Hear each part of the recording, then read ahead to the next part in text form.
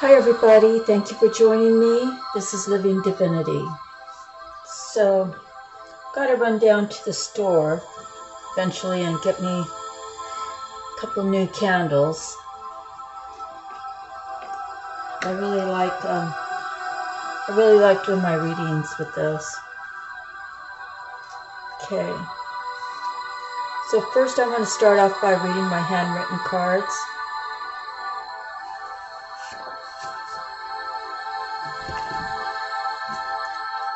The first one, when you realize it's bigger than you, suddenly you get the assignment. So, for my journey, I committed to be on this path. However,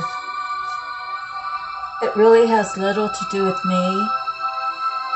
Of course, the words that I use, the message that I send across, that's all important. But I'm hoping and praying that the words that I speak are the words that God wishes me to convey to all of you out there. And because it really has nothing to do with me, I am just God's vessel. Do you see that it's a bigger assignment? It has much more to do than just me. And it's important that the words that I speak is helping someone along the way. If not today, maybe tomorrow. My message might help someone in the future. It might not be for you today. It could be for someone you know in the future. So when you realize it's bigger than just you, suddenly you get the assignment. Okay, the back of the card says private feelings require private time. Now, I wrote all these cards quite some time ago. So for me, I would say that if someone came across me in the wrong way, to publicly respond sometimes is not the best. It's best to get them one by one and say, hey, look, I really didn't appreciate what you said and how it made me feel. Do you realize what you did? And try to come to some common ground with it. Sometimes, for me, I share a lot of my life.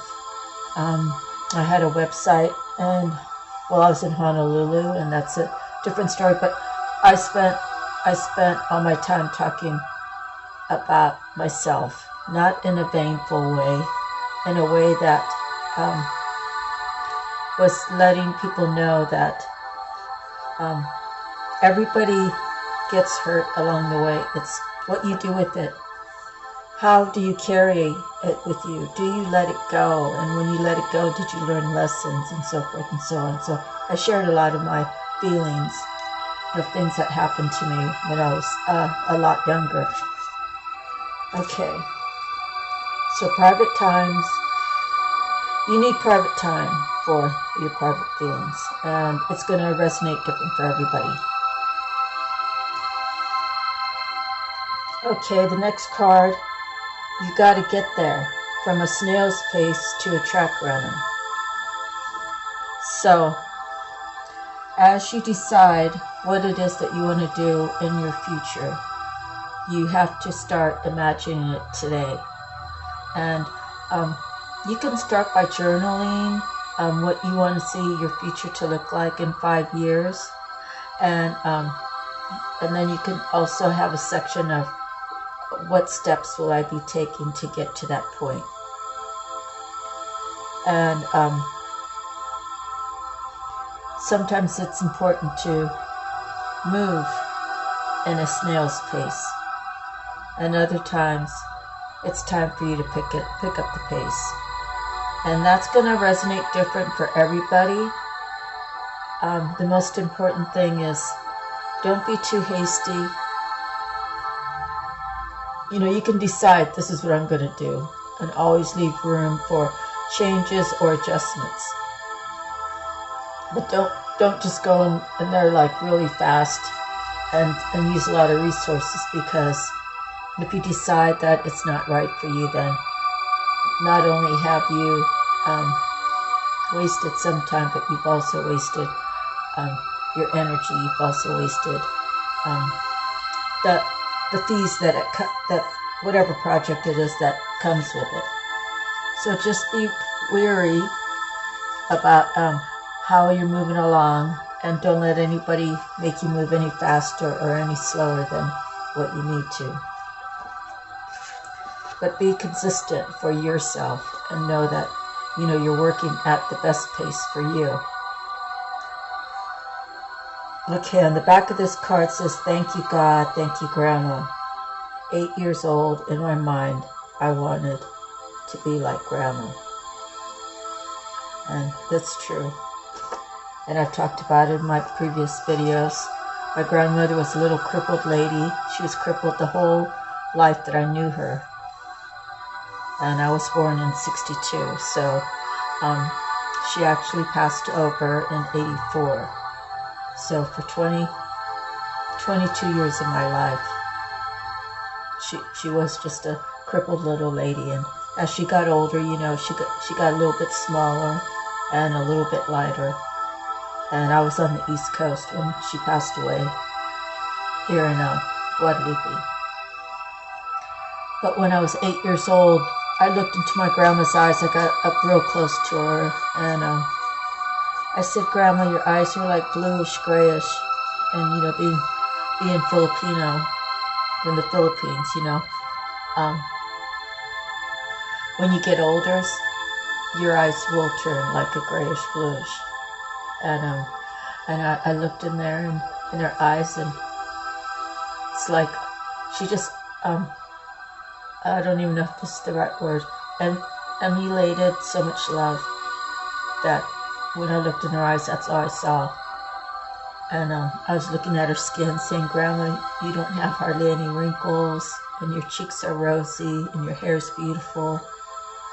And in my mind, I said, "I want to be just like Grandma, except for the crippled part." So after all these years, I could never be as good as Grandma, but I honor her in trying to do right by God. And when I think about the things that I'm doing, I think about it. Does that make Grandma happy? Does it make Grandma? I'm proud of me.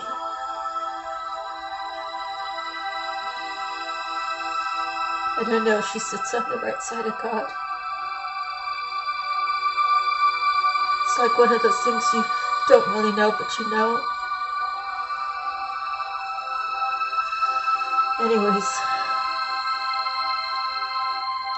acknowledge awesomeness is the next card. Embrace another's accolades. So for me, I love celebrating other people's achievements. You know, I just love to see them being happy about how their life is coming together and what they've done to improve themselves. It's always a miracle. It's always something to be thankful for. It's always a reason to celebrate. God wants us to celebrate our lives. The back of this card says, if you disappear from someone's life, you weren't supposed to always be there. This hits me in so many different ways.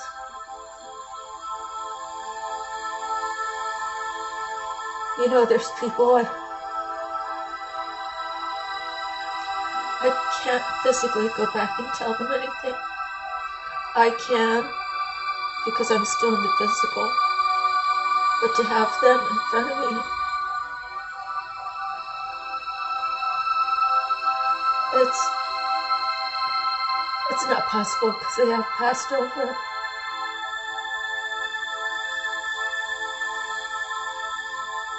And it's still painful. How do you get over the pain? How do you let your mother rest after 50 years?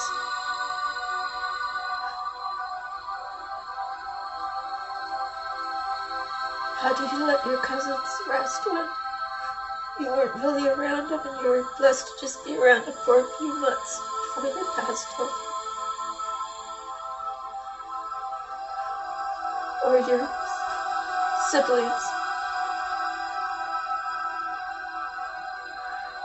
I believe that energetically, whether they're here in the physical or not, those people that you really love and wish were in your life at this very moment, you can tell them, I miss you. I love you. No, I just want you to rest in peace if they're passed over. And if they're alive, you just tell them, I love you. Even though we don't talk anymore, just know that I've always loved you and I've always cared for you. And if you're meant to be in my life, you would be here. And I just have to accept that for what it is.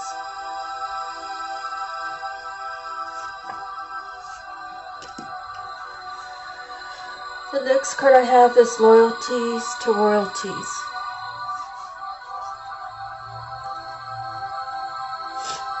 Stay loyal to your ancestors.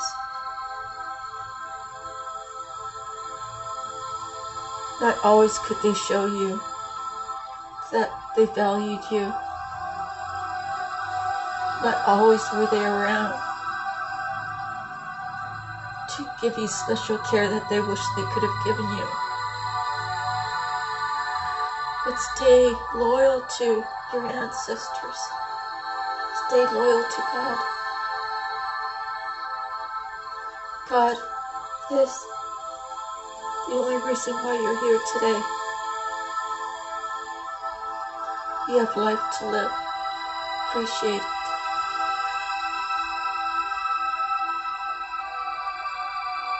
And there's people around you that you were loyal to. When they betray you, just understand everything happens for a reason. And you can feel free to just tell them that you love them, but you'll be over here or over there, just away from those that are betraying you. That's happened so much in my life, and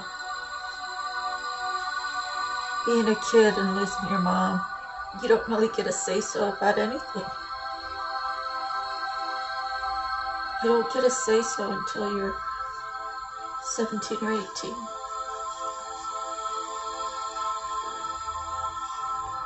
I tell my girlfriend, you know, I'm used to not staying in one place for too long. I'm used to being uprooted.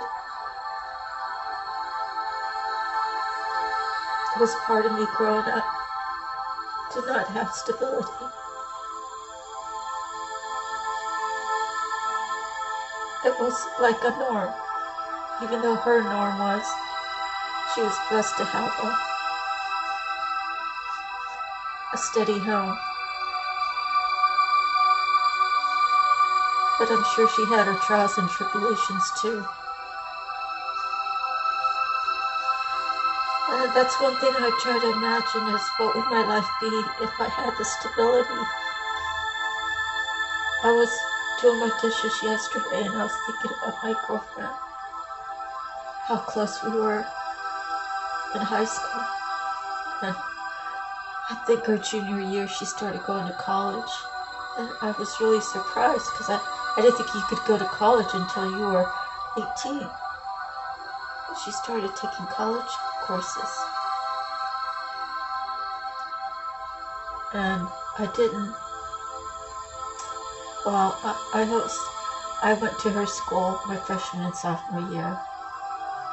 But, you know, we're still friends today, and I was thinking, oh, well, if I would have been able to stay and hang out with her, I probably would have followed her to go to college, too. She's a very wise woman. And, you know, sometimes we mimic other people, not in a jealous way. At least for me, it was just like, wow, you know, if she couldn't do it, I can do it, kind of thing. But, you know, it wasn't destined for me. And I have to accept that my life has turned out the way it has. And I have to accept that I still have life to live. I still have things to do.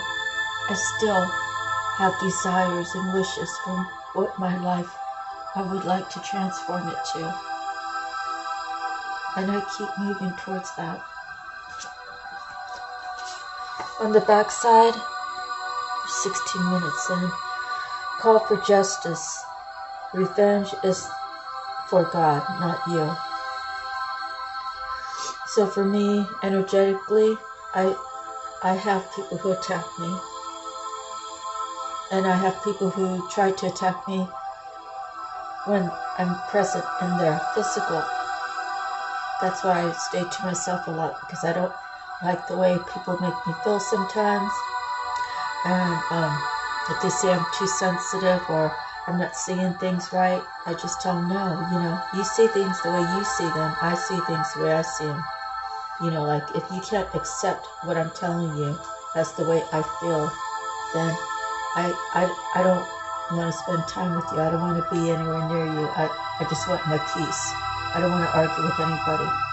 But I ask God, I don't want to be a revengeful person. It's not my place. It's not my place to call judgment. It's not my place to take revenge. But I ask you, God, please show these people who you are and show them who I am to you, Lord.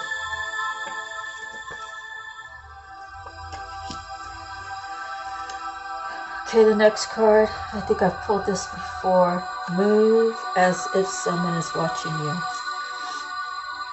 So, you always should try to imagine, you know, your mom or your dad standing over you. Or, you know, someone of real importance in your life. Could be, like, say, your spouse, right? You know, you could be in the grocery store and some guy's trying to pick you up, you know. Are you going to give him your number? Are you going to spend time with him? Are you going to meet up with him? You know, like, where is your heart for real? You know, but if you, in your mind, you're like, oh, my husband's always with me. Our bond is so strong. I won't do anything to ever hurt what me and my husband share. So in that case, you're not even going to entertain someone trying to hit you up. Because in your mind, your spouse is right next to you, whether he's 3,000 miles away or 50 feet away. If you feel like, if you move as if your spouse is right next to you at all times, you will never do anything to hurt that relationship. If the relationship is important to you, and it should be if you decided to marry this person, right? On the backside, a new chapter begins. Whenever there's an ending, there's always a beginning. So it's like, I don't know, I've probably gone through that scenario, not really with the person per se, but just life in general. Whenever there's an ending, there's always a beginning. But sometimes you have to hear it. You have to hear someone say that.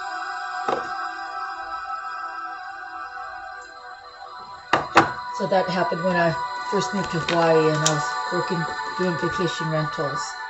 And I met some nice nice people that were a lot younger than me, but I liked hanging out with them. And you know, there's always like three of us working in the office, and we had to show properties, and we had to get online and do our online work and talk to clients on the phone, and you know, they would come in to pick up their keys or whatnot. But they were a good group of people, and when I lost my job there, one of the girls who had left before me, we were friends on Facebook, and she's like, there's life after HCR, Marcia. And well, now she's a tattoo artist, and I think she's like around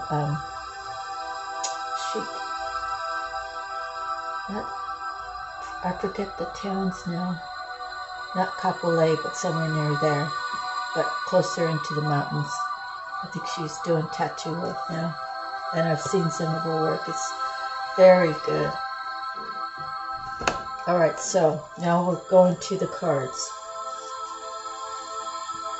Out of the Akashic Tarot, pulled one card. Okay, and it's a one card. Number 1 of roses, commitment. Roses are scattered around a contract on a brightly lit desk. When this card appears upright, it means that a valuable union is at hand. A romantic commitment may be coming your way, or perhaps a love from your past lives is returning to you. A business commitment may be forthcoming, such as the offer of a promotion or a new job, or the opportunity to form a partnership or create a new business venture. This card could also indicate the signing of other types of papers, including the sale or purchase of a house or the beginning of a new investment. Either way, the card is filled with light, and it indicates that good results are in the offing. As with many cards, part of the meaning refers to you. It is a reminder to be conscious of your commitment to yourself. If you want others to put you first or help bring happiness to your life, then you must commit to do the same. Your self-honoring choices will set the groundwork for all of your partnerships to thrive. Close your eyes and with a deep breath, bring in the word commitment. Feel it. Feel its energy. Fill you with dedication and purpose. You are ready to make a priority of every commitment, large and small, in your life, especially to yourself. Wow, that's really beautiful. The next one is Nature Spirit. And we pulled the Flowing River. Let me close these blinds a little bit. Let's see if that's better. Yeah, it's a little bit better. Everything is falling into place because you aren't resisting the drift of the great river of life. It's time to let go. You're entering a period of gracious ease and flow. All is unfolding perfectly and with good timing. When you're in a state of flow, you aren't pushing the river to go faster, and you aren't swimming against it. Let go of the shore and ride and enjoy the ride. Your native spirit wants you to know rivers have personalities and carry energy, just as animals and plants do. From the Maoris to the Australian Aborigines and to other native cultures throughout the world, it's believed that it's important to listen to the language of the river. If you aren't feeling the smooth currents of life, it might mean that you're trying to control situations, or that you're being self-critical or judgmental. The way to move into flow is through gratitude and appreciation, and by allowing others to support and help you.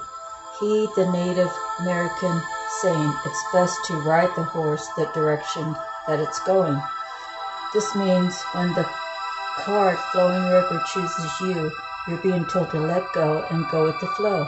If there's something or someone you need to forgive, this is the time. This is also the time to forgive yourself and just let go. The journey. As you shower and the water flows over your body, imagine that everything is flowing in your life. Spend time to a river or stream and watch the flowing waters. Use it as a metaphor to let go and enter the flow. Okay, so the next is animal message. And we pulled the spider. Okay. Travel will open up new possibilities and one special connection. Spider flies on silken strands through azure skies and brooding storms, and knows that the time has come to expand your horizons. Travel, be it to faraway lands or a flower-strewn meadow, and see the world through new eyes with the deep understanding that nothing is impossible. Spiders see her world through touch, not light, translating vibration into knowledge. Take wisdom from what you cannot see, and if the fleeting touch of another affects you, acknowledge that connection and allow it to flourish. Wow, I really like that one. Okay, I'm going to take a quick break and just do a random pull out of the Bible. And let's see what I can get. Alright, I'm on Kings 4. So King Solomon ruled over all Israel, and these were his chief officials: Azariah, son of Zadok, the priest; Elahoreph and Ahijah, sons of Shisha, secretaries; Jehoshaphat, son of Ahilud, recorder; Benaiah, son of Jehoiada, commander-in-chief; Zadok and Abiathar, priest; Azariah, son of Nathan, in charge of district officers; Zabud, son of Nathan, a priest and personal advisor to the king; Ahisha, in charge of the palace; Adoniram, son of Abda, in charge of forced labor. Solomon also had 12 district governors over all Israel, who supplied provisions to the king and the royal household. Each one had to provide supplies for 1 month in the year. These are their names: Ben-Hur, in the hill country of Ephraim; Ben-Dekel, Ben-Makaz, Sha'alim, Beth-Shemesh, and Elon Bethanan; Ben-Hesed, and Arubath, Sukkot, and all the lands of Hefer were his; Ben-Abinadab, and Naphath Dor. He was married to Taphath, daughter of Solomon; Baana, son of Ahilud, and Ta'anach, and Megiddo, and in all Beth-Shan next to Sarethan below Jezreel, from Beth-Shan to Abel, Maholim across to Joneam; Ben-Gerber and Ramoth Gilead. The settlements of Jair, son of Manasseh, in Gilead were his, as well as district of Argob in Bashan, and its 60 large walled cities with bronze gate bars; Ahinadab, son of Edo, and Mahanan; Ahimaaz, and Naphtali. He has married Basemath, daughter of Solomon; Baana, son of Hoshai, and Asher, and in Elath; Jehoshaphat, son of Paruah, and Issachar; Shemiah, son of Elah, and Benjamin; Gerber, son of Uri, in Gilead, the country of Sihon, king of the Amorites, and the country of Og, king of Bashan. He was the only governor over the district. The people of Judah and Israel were as numerous as the sand on the seashore. They ate, they drank, and they were happy. And Solomon ruled over all the kingdoms from the river to the land of the Philistines, as far as the border of Egypt. These countries brought tribute and were Solomon's subjects of all his life. Solomon's daily provisions were 30 cores of fine flour and 60 cores of meal, 10 head of stall-fed cattle, 20 of pasture-fed cattle, and 100 sheep and goats, as well as deer, gazelles, roebucks, and choice fowl. For he ruled over the kingdoms west of the river from Tiphsah to Gaza, and had peace on all sides. During Solomon's lifetime, Judah and Israel from Dan to Beersheba lived in safety, each man under his own vine and fig tree. Solomon had 4,000 stalls for chariot horses and 12,000 horses. The district officers in each his month supplied provisions for King Solomon and all who came to the king's table. They saw to it that nothing was lacking. They also brought to the proper place their quotas of barley and straw for the chariot horses and the other horses. So that was 1 King 4 through 4:25. So that's just talking about, I guess, King Solomon and who was appointed and all the areas and what they brought to the table for him. Okay, so let's see. Now we have the mermaids, and we have another go with the flow.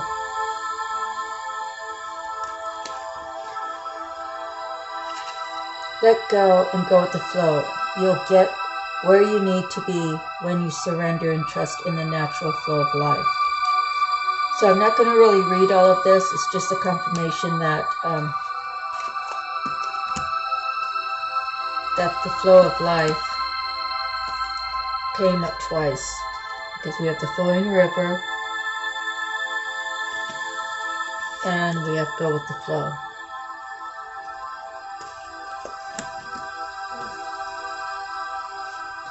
Okay, so out of divine feathers, we have the cardinal.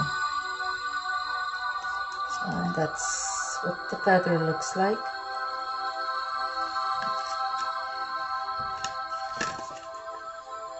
Cardinal, with its bright red plumage, is seen year-round but is most noticeable in the winter months. These males are decidedly more vibrant and showy, while the females are usually a more subtle shade of red. Cardinals have a distinctive call, and they stay with their mates for life. This messenger has long been associated with important and essential qualities, such as the cardinal directions in the Native American medicine wheel. Some tribes call the cardinal daughter of the sun, further linking this bird to the element of fire, vitality, and enthusiasm. The message: examine the opportunities in your life where a path to leadership may be opening up for you. Moving forward requires self-awareness and confidence in your unique qualities and gifts. Feel assured of your importance on this journey. Cardinal is calling you to see yourself in a new light. Use that light to move forward while you lead others to do the same. Cardinal bestows a special message of self-worth. Choose to claim this as a right and a truth. The energies: leadership, self-worth, vitality, confidence. This season is winter. The element is fire and air. The color is red and black.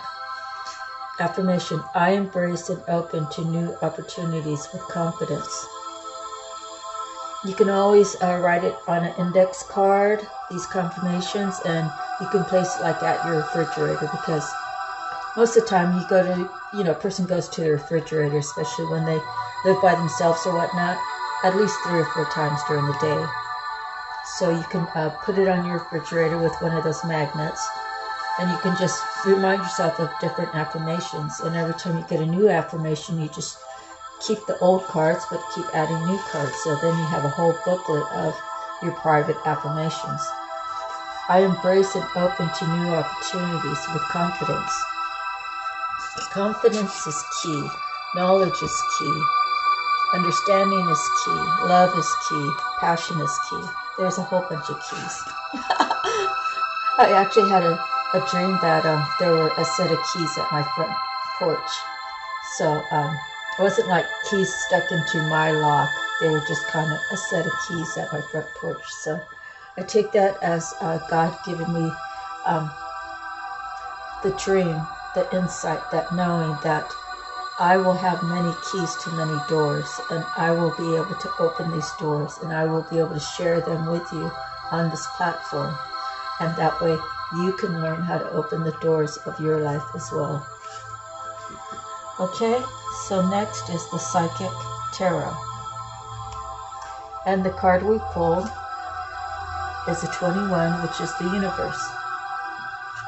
And that's a very important card. So let's see what it says. You've come far on your journey, and it's time to be rewarded for your efforts. This card symbolizes completion, triumph, peace, liberation, and fulfillment. Everything you've strived for is within your reach. Meet it halfway and grab it. The universe is the last of the major arcana cards and reflects the work that you've accomplished on your travels. But more importantly, it represents the wisdom that you have gained along the way. You should now honor and acknowledge the truly wonderful soul that you are, and accept the vital part that you play in the bigger scheme of life.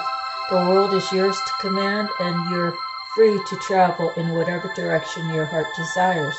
You're connected to everything in the cosmos. The universe card is a reminder that the same energy making up the stars in the sky, and the same energy that's coursing through the universe, is in each and every individual. In ancient times, many believed that each star was the soul of one person. They also believed that these souls shine so brightly to guide others through the darkness. And so too can your wise soul. The traditional tarot archetype is the world. All right.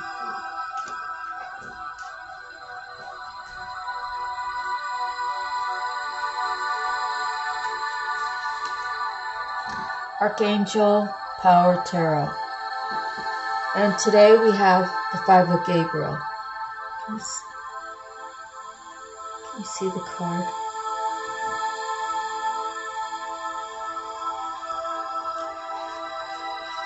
Five of Gabriel.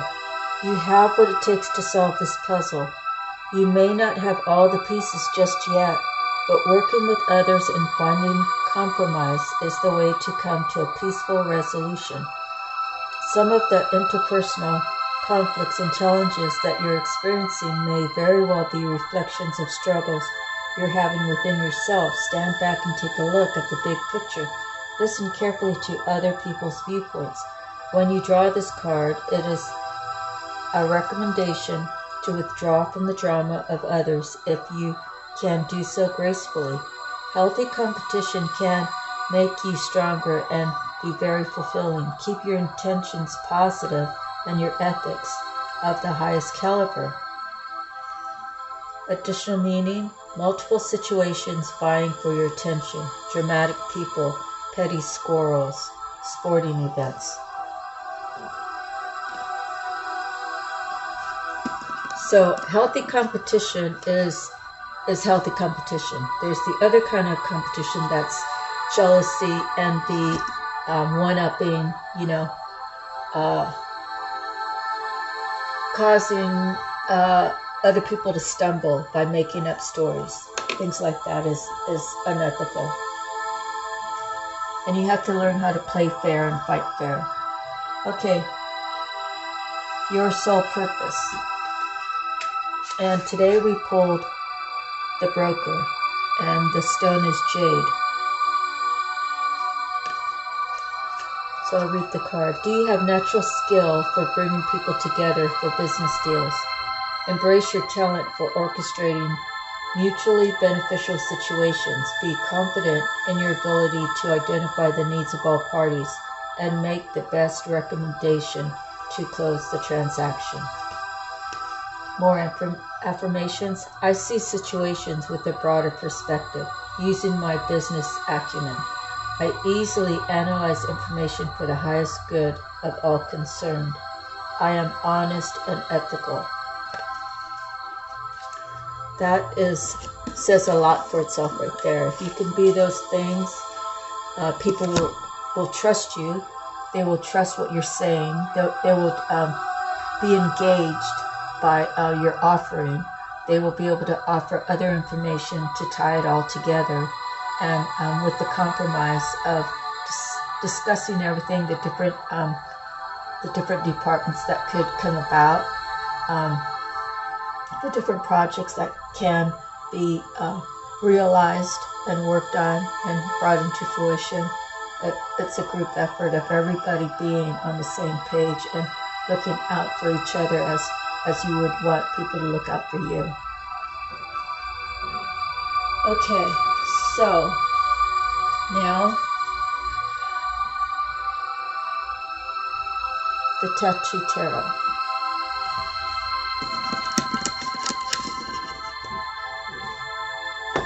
So when I was pulling these cards, the first 6 cards were, well, they're all random pulls, but the first 6 cards,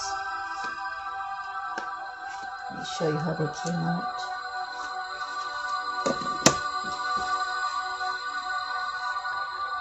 The Knight of Wands,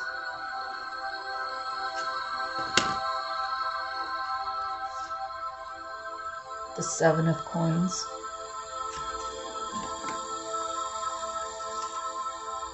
the Knight of Swords,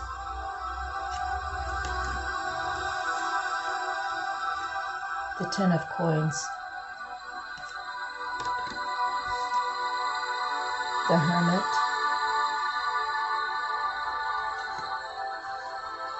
and the Knave of Coins. So what's interesting about pulling these cards is that, well, there's no cups here at all. There's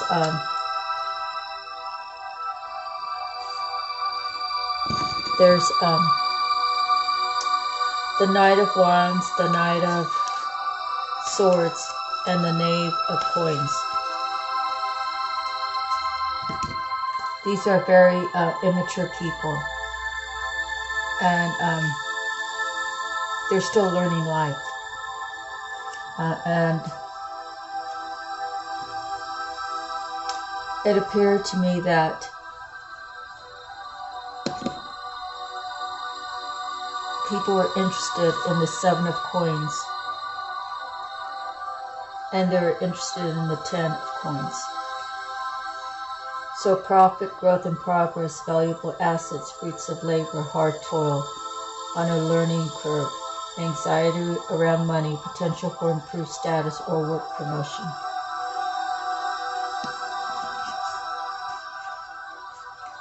So yeah, the 7 of Coins came up first, then the 10 of Coins came up later. So the 10 of Coins. Wealth, security, prosperity, gain, height of success, family matters, posterity, archives, generations, family, home, lodging, domestic, economics, savings, pensions, sustainable losses, gambling. So I look at this as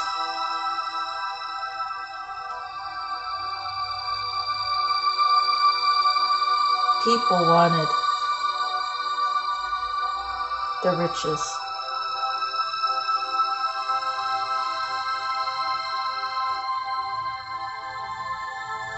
And there was one leading them. The most immature one was the Knave of Coins.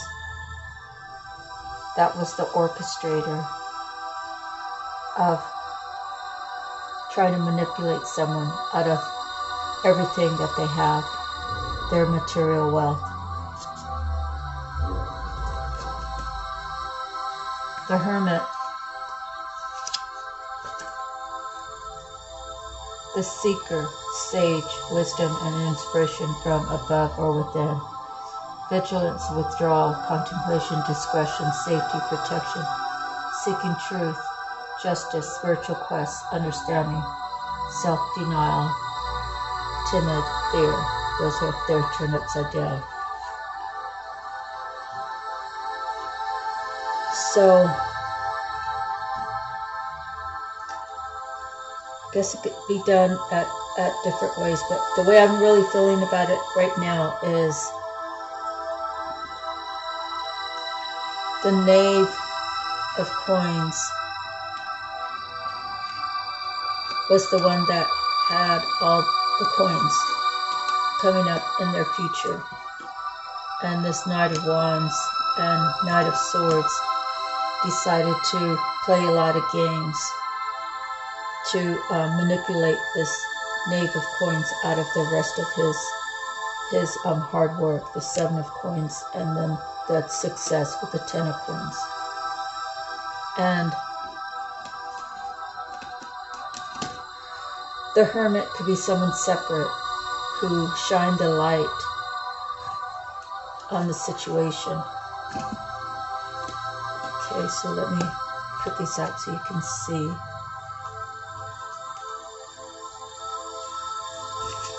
These two here. See how he's shining the light for the Knave of Coins? He's letting them know that be careful in the direction you're looking behind my back. This is, the coins are in your future. You're the Knave of Coins. So you have a Knight of Swords who's trying to take that from you.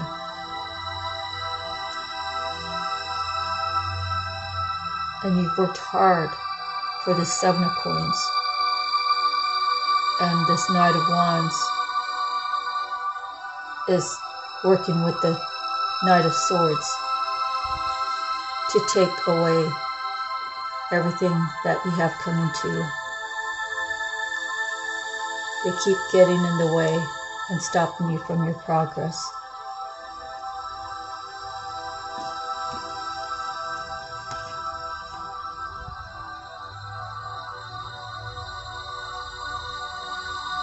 The thing is they thought they were smarter than the Hermit.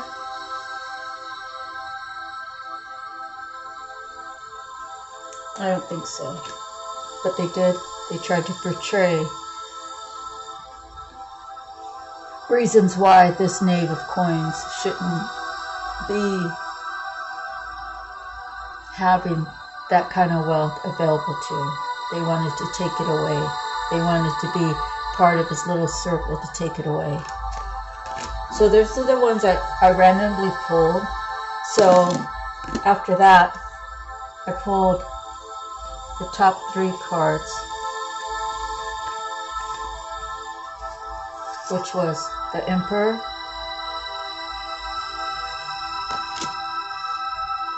the Tower,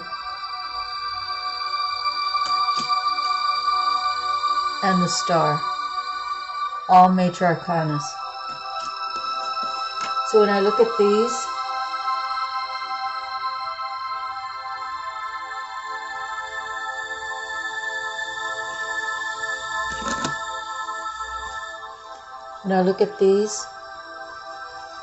kind of feel like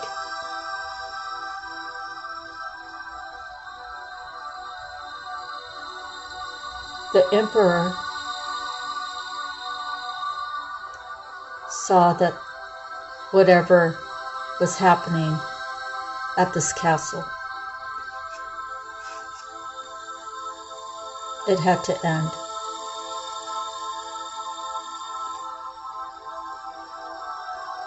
As well as the Star, you see she's pouring out the water.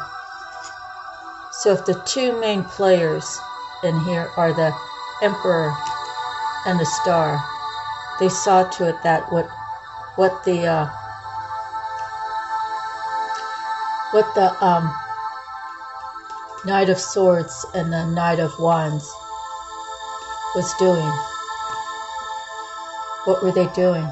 They were in the house trying to destroy the Emperor and the Star, or that was their house. They were building off of the energies from all the coins of the Knave of Coins. And they said, no, we need to call judgment on this. We have to end what they think they're getting away with. Okay, then at the very bottom were three major arcanas. The Chariot, the Devil, and the Judgment.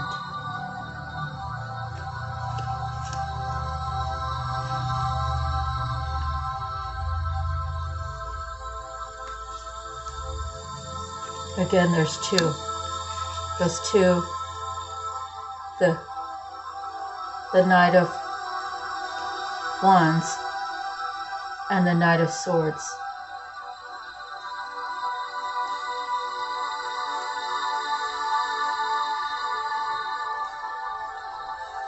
The Chariot was the move of the Judgment. The Judgment is the devil holding on to the two that thought they were going to get away with taking what wasn't for them. Now those two have to pay back what they stole from the Knave of Coins, and that's the Judgment.